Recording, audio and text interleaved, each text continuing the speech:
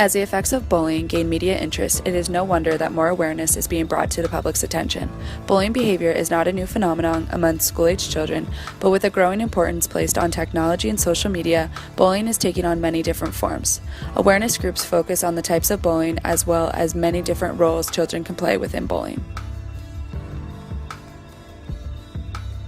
This presentation will address the following research question: how do levels of parental attachment influence the act of bullying and the susceptibility of victimization? Parents play a vital role in a child's life, and in this presentation you will be introduced to levels of parental attachment and how that may define a child's role within bullying behavior. One hypothesis is that children with insecure attachment to a primary caregiver may exhibit bullying or victimization. Another hypothesis is that children with secure attachment do not exhibit either type of behavior. Regardless, understanding traits about attachment styles can help provide insight as to what characteristics lead children to take on the role of bully, victim, or defender.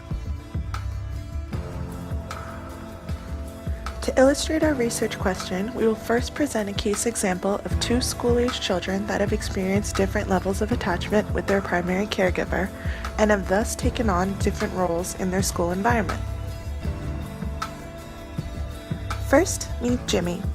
Jimmy's parents are currently in a committed, loving relationship and have catered to his needs as he has grown up. From a loving support system, Jimmy has close friends at school that he enjoys playing with. Recently, Jimmy has noticed that one of his classmates is being bullied. Jimmy has discussed with his mother that he does not like what he is seeing, but does not know what to do. His mother explored options with him, and Jimmy came to the conclusion that he will defend his classmate and confront the bully.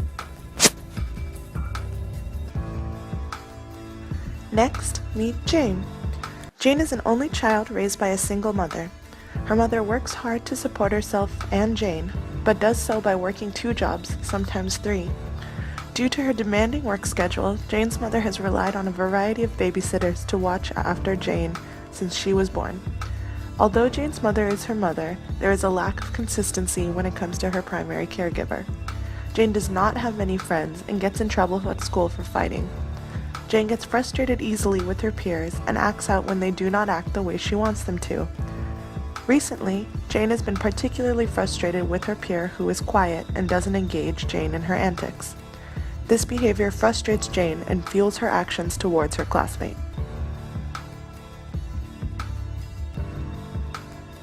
Attachment theory is based on the notion that there is an attachment born between an infant and the primary caregiver that is essential for both survival and forming a foundation for future relationships with others. The consistency or inconsistency of proximity, attentiveness, and availability of the caregiver to the infant also influences the development of the infant's internal working models or the developed expectations of transactions with their caregivers and others.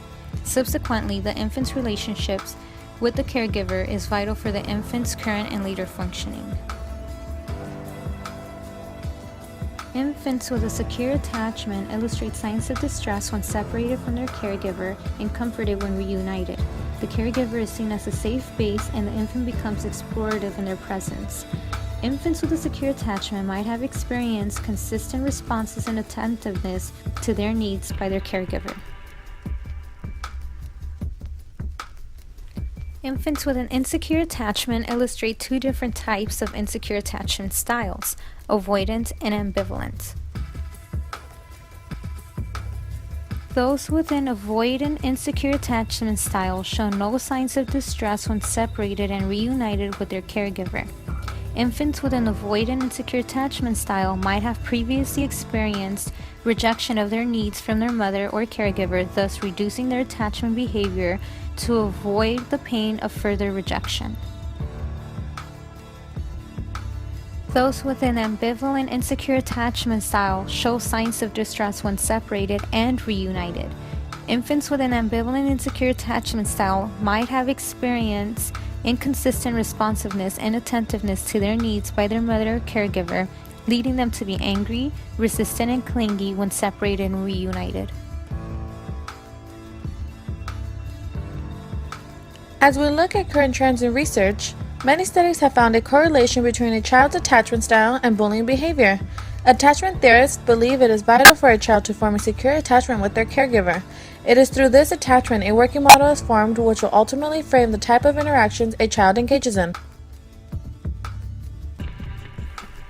When looking at secure attachment, children with a secure attachment are more likely to act as defenders against bullying than insecurely attached children.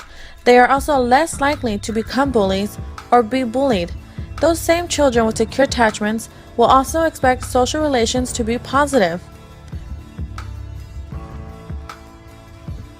As we look at insecure attachment, current research has found that children between the ages of 4 and 5 whose attachment style was insecure were more likely to be victims of bullying or bullies themselves. They also found that insecure attached children report a higher frequency of bullying others or being victims.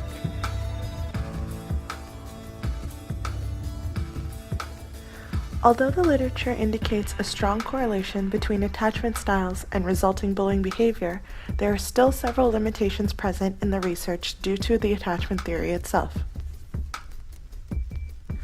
First off, attachment theory was originally modeled after the traditional middle-class white family. Families in today's society, however, are much more diverse, like by ethnicity or even sexuality, as well as non-traditional, with the role of primary caregiver being taken on by individuals such as fathers, grandparents, or foster parents.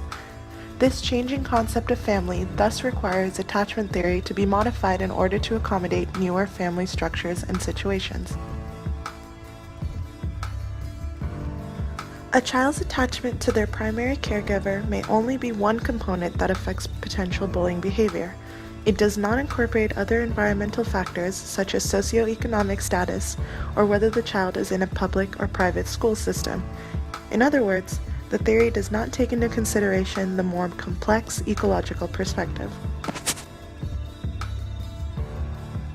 Finally, while a strong relationship has been seen between weak attachment and bullying or victim behavior, it does not take into account a child's potential for resiliency. Research has shown that some children, when faced with difficult life situations, can in fact produce more positive behaviors later in life, rather than resorting to expected behaviors such as bullying. Bullying has evolved into many different forms that affect both children and adults. In this presentation, we have elected to focus on school-age children. Social workers have a unique opportunity to assess for levels of attachment and work with children to promote positive peer relations. Social workers who have clients with secure attachments can use a strengths-based approach to identify positive behaviors. Using a systems map or an eco map, the social worker can reinforce positive relations by identifying the social skills in each relationship. Encouraging the child to model for his or her classmates can help reduce bullying behavior. Social workers meeting with insecurely attached clients who partake in bullying behavior can also use a strengths-based approach by identifying support systems using an eco map. After identifying potential support, social workers can educate the client on positive social skills to ultimately change the child's role within bullying behavior.